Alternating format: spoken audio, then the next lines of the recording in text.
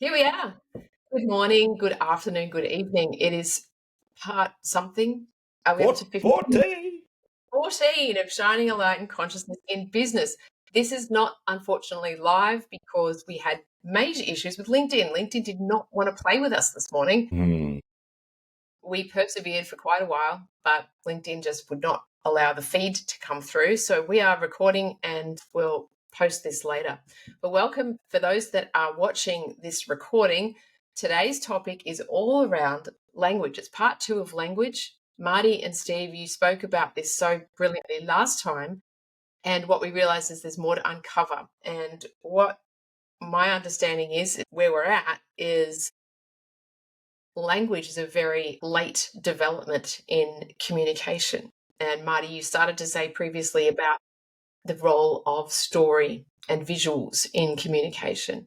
So I'd love to hear how this conversation expands, and certainly the connection of that into business. I mean, we all know stories, we've got movies, we've got books, and there are certain, business people that talk about stories, and there's businesses around, creating stories in your business. We've got people around us that do a little bit of that.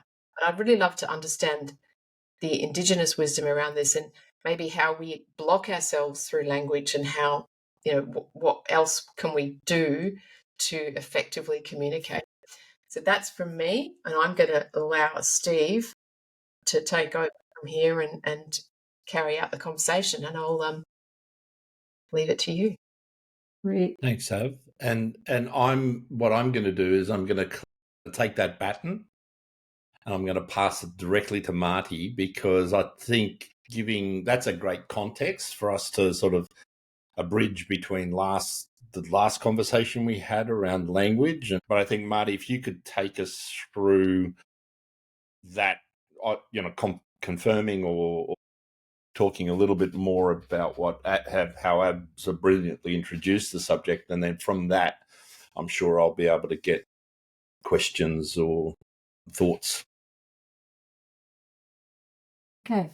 I may have shared this last time, but I'm going to share it again because it's a very good starting point.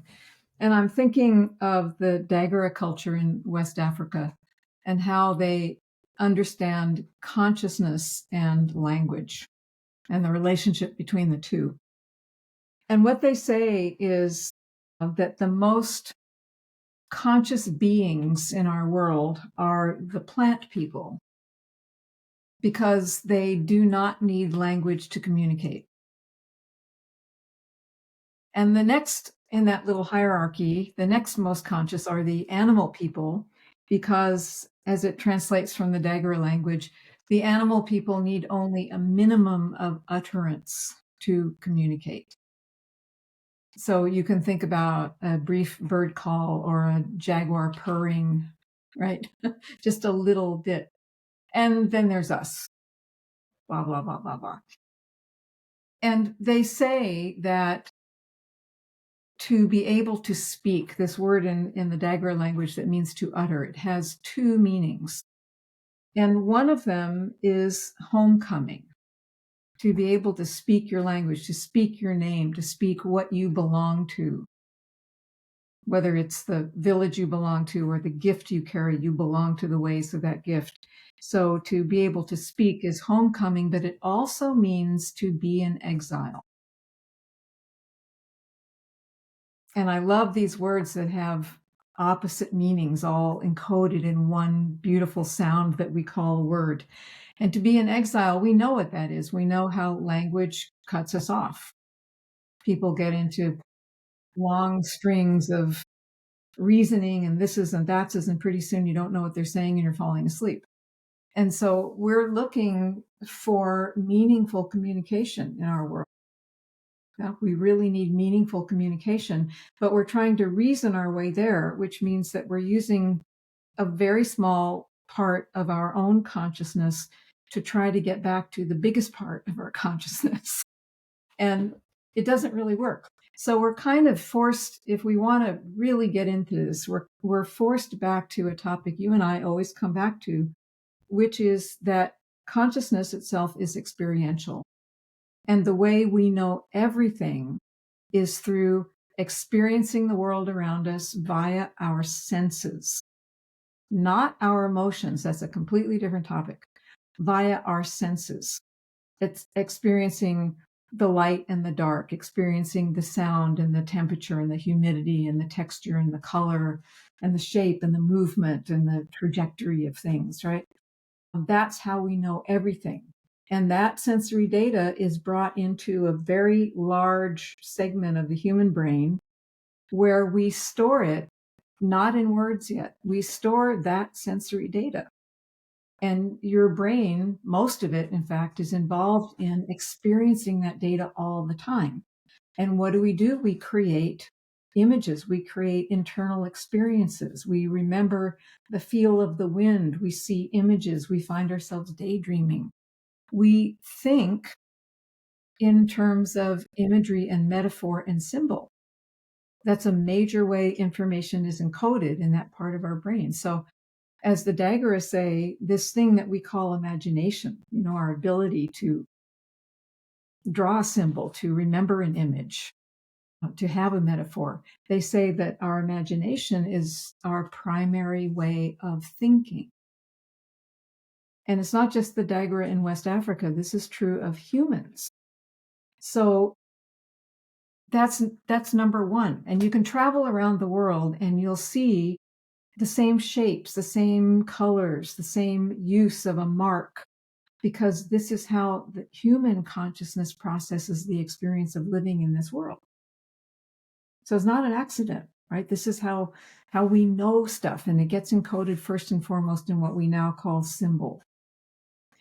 And then there's another piece here that I'd like to weave in, because you mentioned storytelling, and we know story is important somehow, and we know metaphor is somehow important.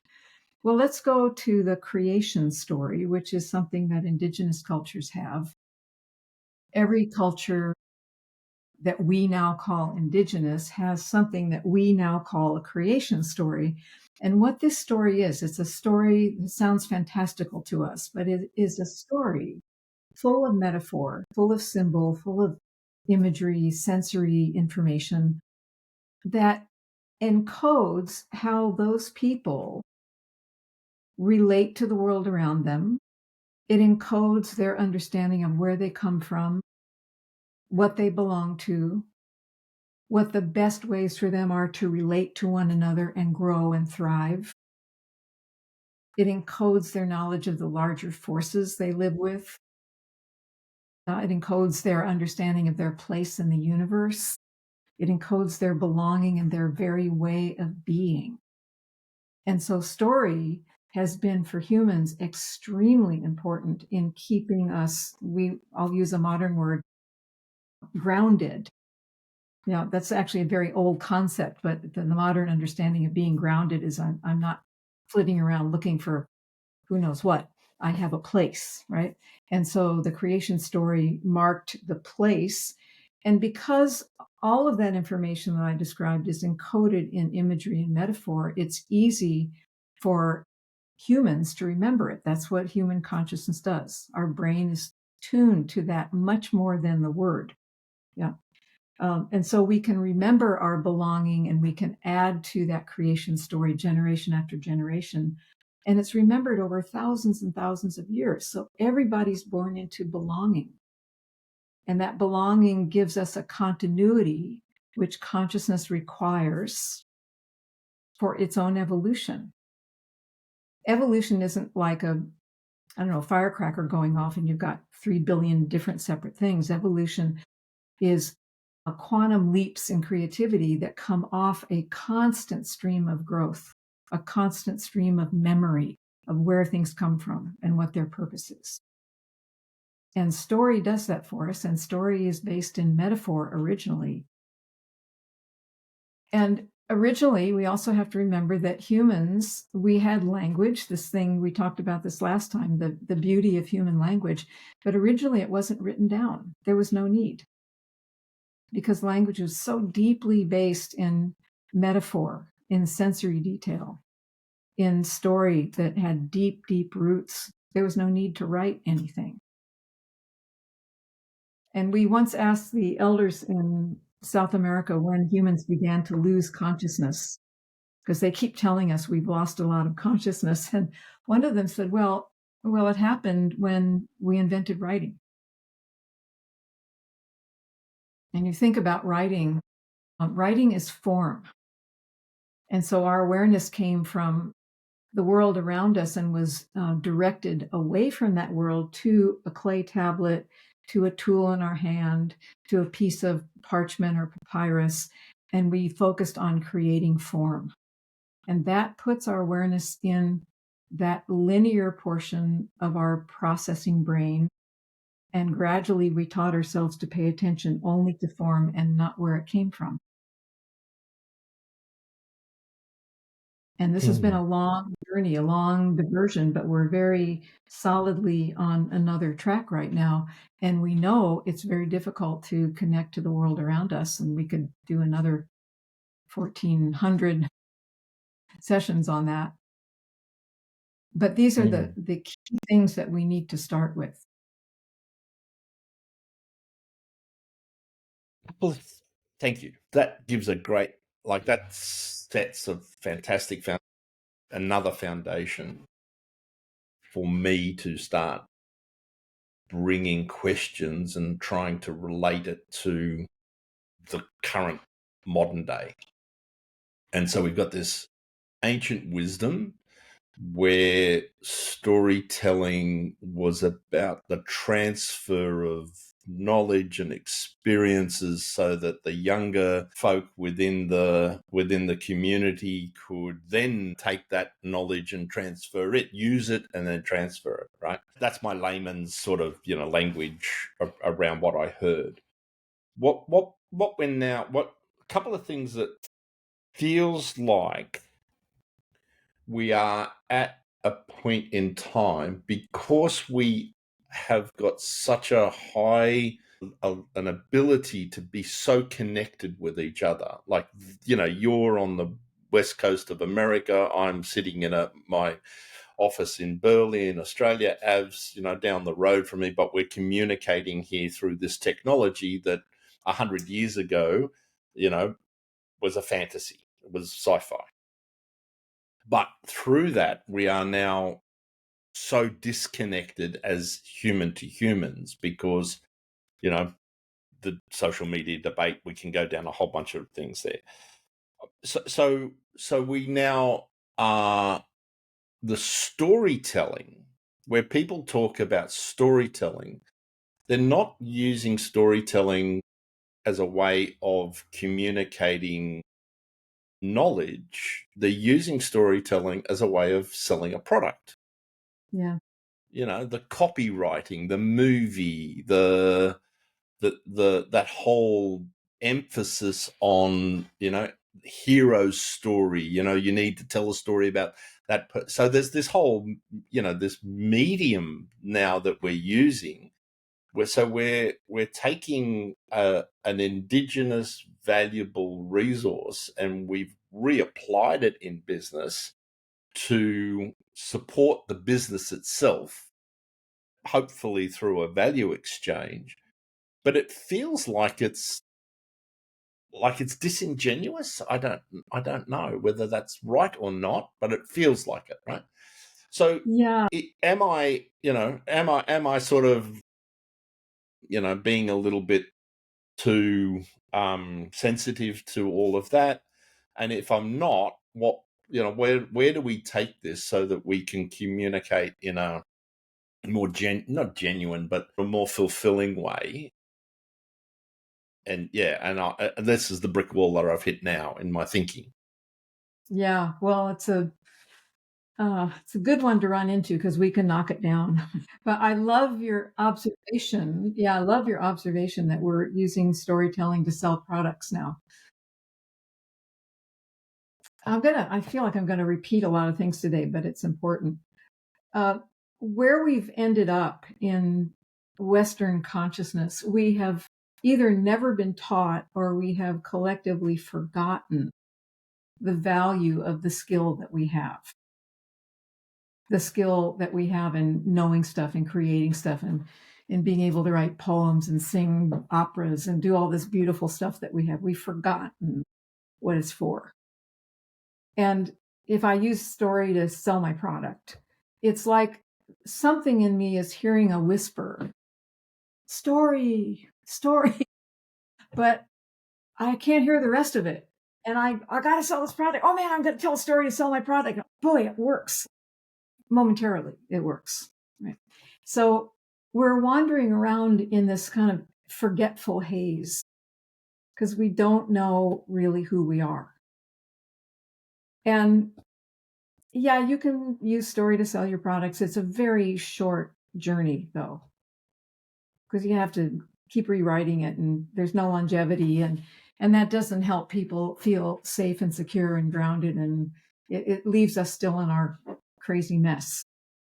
So we have to start somewhere. And my thing in the world is, yes, I know there's a lot that's not been taught. There's a lot that's been supposedly forgotten, but people like you and me were in a position to help whoever is willing to work with us to remember, able to teach them, this is what it really means. This is how you really use this skill. This is what story is actually for. And if you had a business, what is the actual story of your business? Not when you realized how much money you could make by doing XYZ, but at a heart level, a soul level, why be in the business of the kind of exchange you love? And can you take it down into culture? Can you take it into the earth? Does it matter to the planet and the people? And what is that story? Yeah, we could do a lot with story, with business, but I think it's just that we are not taught the wisdom. We're not taught technically how consciousness works, so we don't know the actual technical value of story. It's a function, it's a capacity, yeah, a faculty. Just like sight and hearing are faculties, our imagination is a faculty, and we need to learn again how to use it. This so much game here that's going around in my head. I hope we have time to unpack them. But one of the, I mean, I wrote an article in LinkedIn the other day, and I called it the F word, right? Yeah, it's the feeling word. We have, and through the whether it goes back to Downton Abbey, the British stiff upper lip, and where we can't show our emotions and Lord and all that sort of stuff. And then I remember because I come from a migrant family, my father, when he met his friends, they kissed on the cheek. It was not the French kiss, but for me, that was normal, right? I kissed my father every morning or every afternoon when he came home. That was just natural. That's just what we did. Yeah. It's lovely. So as a 30-year-old, when oxytocin kicked in after I'd been at a emotional intelligence session, hugging was normal for me, right? There was absolutely no barrier there. But the people who were in the room with me, right, it was a revelation for them, that we shook hands when we walked in, and we were hugging on our way out, which was and unfortunately it remained uncomfortable for many people, because it wasn't something that was shared easily. So where does care and love fit into the storytelling? Because I feel as that's where we're missing that. The heartfelt, you talked about the heartfelt, and we're trying to convince people now to do things, and it's not necessarily a value exchange. So in the indigenous cultures, heartfelt care and love, how does that filter in, and what are the lessons that we can learn and use in this modern day? It's the center of everything, love and caring. If you're not caring for your family, your communities, your friends, everybody's going to go down. If your heart isn't open, you can't take care of one another. You'll starve. It's like, it's everything. Caring and loving is what keeps when us. when did we close it down? What was the reason for us not to be open? What are we scared of? Well, I don't know that we can actually name precisely what we're scared of. I don't think that's a solution. What happens is when we, in our human consciousness, move toward thinking and focus on words and thoughts and start living in the prefrontal cortex, when I'm in that state, I'm not engaging my feeling centers or my sensing centers. And you can, over time, get so accustomed to just thinking that feeling is too much for your system. You get limbically attuned. And the limbic system, it does all kinds of tuning of the autonomic nervous system, and it can tune you to the point where you literally can't stand a higher energy state. It sets off the limbic fear circuit and can trigger panic in some people. And this has been going on for thousands of years in Western culture. As Western culture developed, we moved toward thinking and philosophy and words and language. And we moved away from nature. We moved away from spirit. We moved away from our seers even. We burned witches at the stake and we did all these terrible things. And then we chopped up the world into assembly lines and specialization.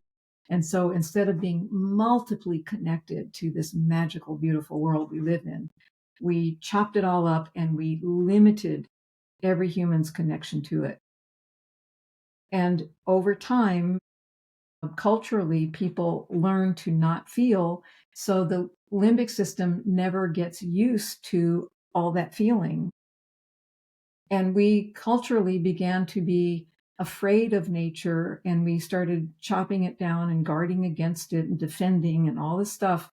And that gets echoed in our nervous systems. And the limbic system starts to attune to defend against something larger, something unknown. So we're afraid of the mystery. We're afraid of things we cannot control. And this is wired so deeply in our collective consciousness. This is not simple to change. You know, you talked about that event where people were learning to hug. If you've been raised to not be close, to not express love, your whole limbic system is attuned to hold that in. You won't be particularly healthy, but to override your autonomic nervous system, it takes a lot of work. To reprogram that takes a lot of work. So people who are not so open in their hearts, I think we need a lot of compassion. There are a lot of people who did not have the privilege of being raised to be open-hearted, and they're trying. And I think they need compassion and patience from the rest of us. And I think people like you and me, we need to help others have passion and patience with the world in general. It's not going to change very fast. It's going to regress. I'm living in a place where there's a big example of that. And it's, consciousness is a very big force. And what humans have done with consciousness in the modern world, we've tied it into a very tight knot. And some of us will be able to do that knot and open up. And we just have to keep opening up and depend on our ripple effect. And learn to tell our stories, not to convince anybody or sell anything, but to maybe flutter open the heart of the next person. Yeah. We really need to be that kind of beacon of light and love right now. I'm just conscious that the Overlord's going to turn up any second now. And, it feels part 3. This just feels like part 3 of this conversation is, as you say, I reckon we could probably do about 50 parts of this one. I wonder, where does the generational... So is this tying ourselves up in a knot?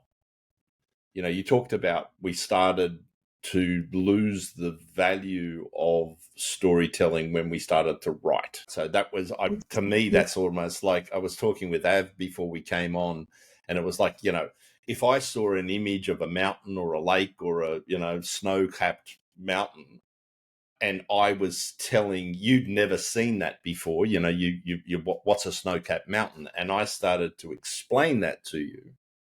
Then it's an image that I've seen. I've expressed that in the best way that I can possibly express it. You've interpreted it in the way that you've interpreted it. And then that then becomes an image in your brain. Now, when we compare the two images, and they've done studies of this, where you talk about something and write it down, what this person's saying, it completely two completely different images.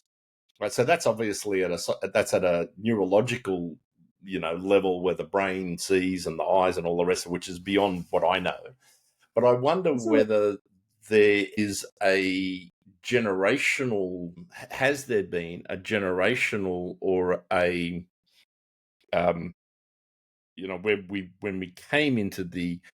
when we moved from the agricultural to the industrial revolution, and when we now gone from the industrial to the technological revolution, and whatever that takes us to, whatever the next revolution is, is it that?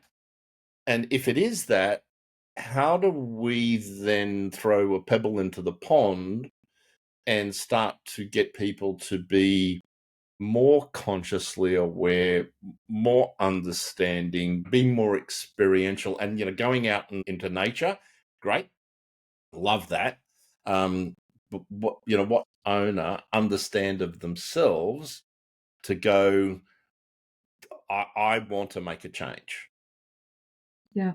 And I know you've been working on this for 30 years, and maybe it's just an evolution of, there's more of us, the disciples of Marti go out and spread the word. I don't know, but is it as simple as that? Okay. Well, no, none of this is simple. First of all, I want to be sure that I was clear. What I hoped that I said was, the elders in South America told us that humans in general began to lose levels of consciousness when we invented writing. That was their statement. And in essence, it's true, because as I was explaining, the more we focus on form, making marks on paper, the more we focus on thought forms in our prefrontal cortex, the less we're sensing. And our big consciousness is based in our sensing capacity. So we started to lose levels of consciousness, and we started to focus on written language. Now, that's not necessarily the end of us, because what we can do, we all know people who are exquisite with language, right? There are some people, some poets, some speakers who they just crack your heart wide open with language. And so language is not a bad thing, but we first really need to, what you said, we need to help people learn to sense again, to not depend on thinking first. Thinking thoughts are an outcome. Sensory experience is the core of everything. And so if I'm a business owner and I want to tell the story of my business, if I were helping that person, I would actually give them sensing exercises, and I would say, describe to me the images that come. What are the metaphors that come? I'm not going to try to write a story in words. I want the pictures, the images, the sense, the feeling, the taproot of the thing. And anybody who's exploring at that level inside themselves or in their business is going to make great discoveries of new kinds of meaning and value that they're involved in generating. That's really cool, Marti. Thank you so much. We're at the half-hour mark, so we need to cut it there. What would you like to be for part 3? Because clearly there's a part 3, and I feel this is such a beautiful conversation, right? For so many reasons, and I'm just so engaged in it. What would you like to lead to in the next part of this series? I'm going to make a suggestion, because 25 years ago, I was exposed to way of getting to your feelings and intuition, which was around think, feel, know. And it was developed by a particular individual. And so I'm not taking credit for it. But the process was, you do a download of data, which was the thinking part. And you don't give it meaning, you just download it. And then from that, you then tap into your feelings about that. And then that gave you your intuition, your knowing, that I feel that this is right. And if it feels right, then I move into the knowing, and then I go back into the thinking to do the implementation. Yeah. And this is the whole feels like, yeah. And so what I'm saying is I'd love to flip that. I'd love to talk about how do we, that's the traditional model, and that's the one that I've been using for, for 30 years. This is everything. Beautiful. Good one. So Love that's it. where Okay, that's where we're gonna flip. We're gonna flip it. Wonderful. Oh, I'm so excited about this. hopefully our connection with LinkedIn next time works. So very disappointed, naughty LinkedIn, not letting us live stream today. So, but this will be on YouTube. You'll be those that are watching this, it'll be YouTube. And thank you for watching. And I'm looking forward to the next one, which will be in 2 weeks, same time, same bat channel. Thank you, Marti, and thank you, Steve, for always being here, showing up, creating this beautiful expression, and the light that comes out of these conversations is amazing. Yeah. Much gratitude to you. Thank you. I love the front row seat that I have here. Yeah, it's beautiful. Thank you both. We'll talk next time. Yeah, great.